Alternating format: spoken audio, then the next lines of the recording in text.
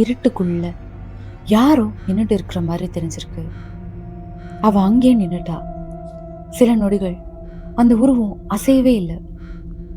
அவங்களும் அசையல. அப்புறம் வெளிச்சம் கொஞ்சம் தெளிவானதும் ஒரு மனுஷ உருவம் மாதிரி புரிஞ்சுது. ஆனா அது மனுஷனா இல்லையான்றதுதான் அடுத்த கேள்வி. அந்த உருவம் ரொம்ப உயரமா இல்ல, சுமார் 4 அடி இருக்கும். உடம்பு ரொம்ப மெலிசா இருந்துச்சு. கையெல்லாம் வழக்கத்தை விட நீளமா இருந்திருக்கு. தோல் வெளிர்ந்த சாம்பல் நிறத்துல இருந்திருக்கு. ஆனா அவளோட பார்வை போய் நின்னது அதோட முகத்துல. அந்த கண்கள் ரொம்ப பெருசா இருந்திருக்கு. அது அவளையே பார்த்துட்டு இருந்திருக்கு. அவளும் அதையே பார்த்துட்டு இருந்திருக்கா.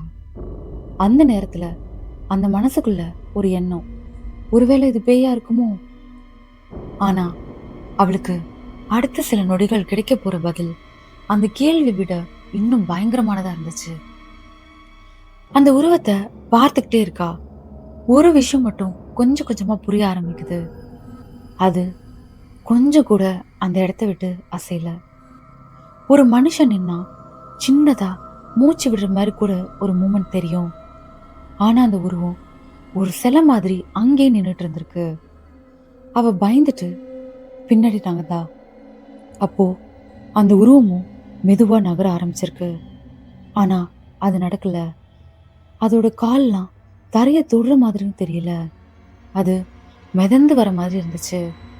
அவ இன்னும் பின்னாடி நகர்ந்து போயிட்டா. அந்த உருவம் அவங்கள தாக்க வரல, அவளை நோக்கி ஓடுறவும் இல்ல. அதுக்கு பதிலா அது மெதுவா திரும்பி ஒரு செவத்தை நோக்கி நகர ஆரம்பிச்சிருக்கு.